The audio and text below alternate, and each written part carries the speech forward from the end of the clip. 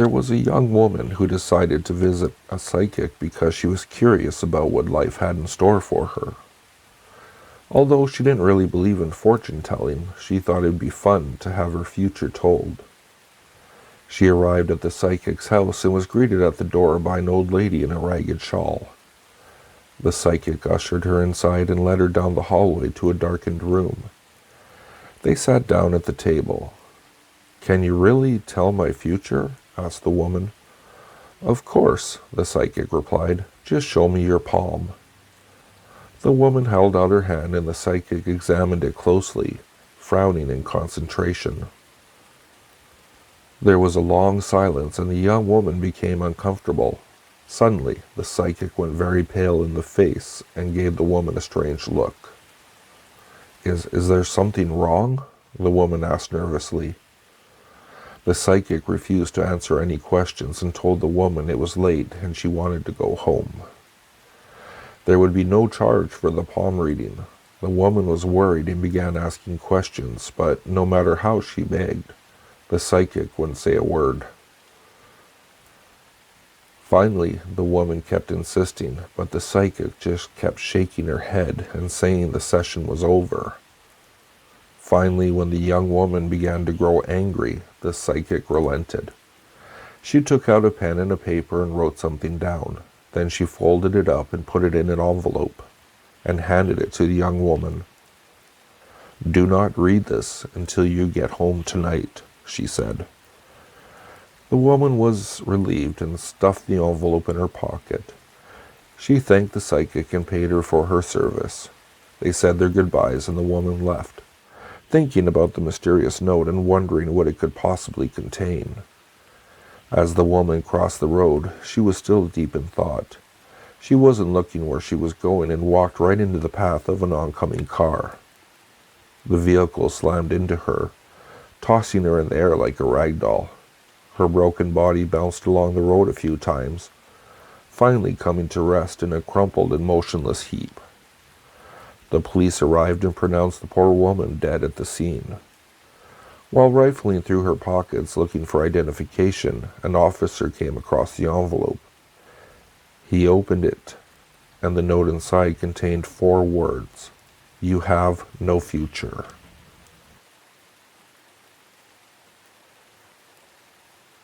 William Kemp hated his wife. They'd been married for 20 years, and he was tired of hearing her nagging voice. He was sick of listening to her criticize and belittle him every day. He was fed up with the way she ordered him around as if he was a slave. William intended to get rid of his wife once and for all. He had planned everything perfectly. When his wife came home that evening, she put the groceries in the fridge and told her husband to start cooking dinner. Instead, William told her that he had a surprise for her. He knew she loved surprises. "It's in the basement," he said with a smile. As his wife made her way down the stairs into the darkened basement, William took a meat cleaver from the kitchen drawer and followed her. Minutes later, he was wiping the sweat from his brow. He never thought chopping up a woman's body would be such hard work. There were 6 pieces in all: head, arms, legs, and torso. He carefully wrapped up each piece in newspaper and tied it neatly with a piece of rope. When he had finished, there were 6 tidy bundles sitting at his feet. William picked them up and tossed them into the deep freeze. Then he shut the door and secured it with a padlock. After mopping the basement floor, he went back upstairs to wash the meat cleaver in the kitchen sink. Leaning back in his armchair, William let out a sigh of relief.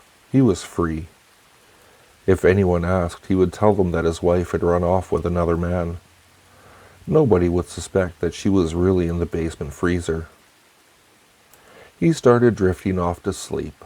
The house was peaceful and quiet, very quiet, except for the bumping sound. William sat up straight and listened. Something flopping and thunding around the basement stairs. The noise was getting closer and closer. Suddenly, William woke up.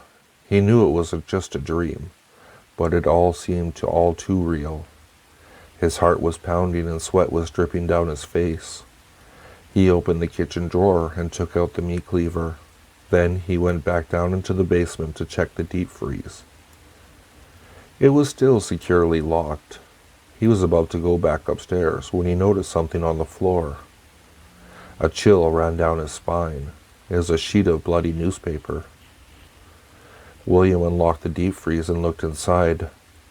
To his horror, he realized that it was empty. All 6 packages were missing. As he stood there in stunned silence, he thought he saw moving out of the corner of his eye. A shadow scuttled across the floor behind him. He whirled around, but there was nothing there. Just then he heard a click and the lights in the basement went out.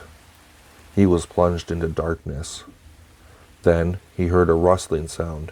It came closer and closer until it seemed to be coming from all sides. He was surrounded. William backed up against the wall and began swinging the meat cleaver wildly into the darkness. He couldn't see a thing. All he could hear was the horrible rustling of newspaper. Then, all of a sudden, something slithered between his legs. He felt icy fingers wrap around his neck. He tried to scream, but nothing would come out. Something grabbed the meat cleaver from his hand, and he felt the fingers around his neck tighten, choking him until he was unconscious. It wasn't until weeks later that the police searched the basement. They opened the deep freeze, and inside they found the lifeless, frozen body of William Kemp. He was surrounded by the dismembered body parts of his wife.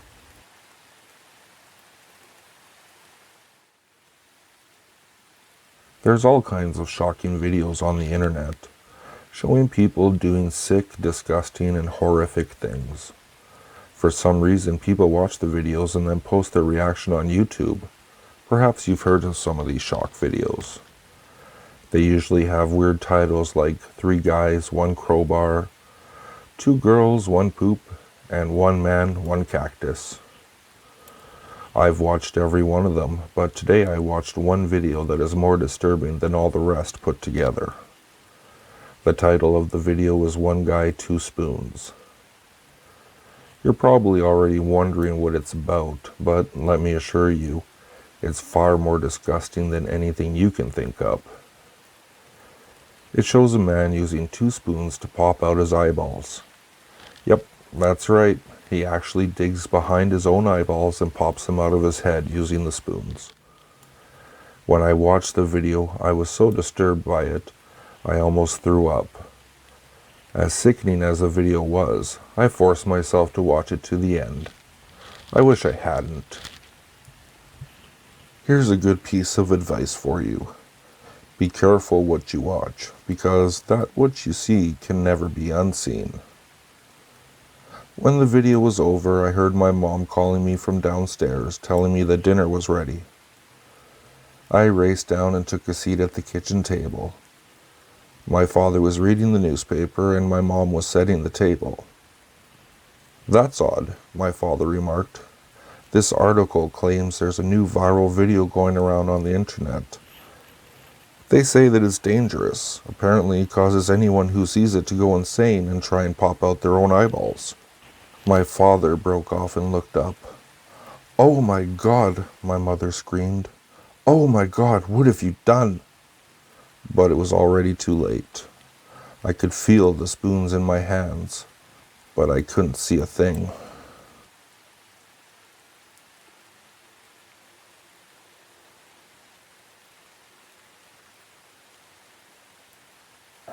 If you like what you heard, please like, subscribe, and share with your friends. If you'd like to, you can follow me at Twitter. The handle is @FuzzyPantaloons, and I'll see you all next time.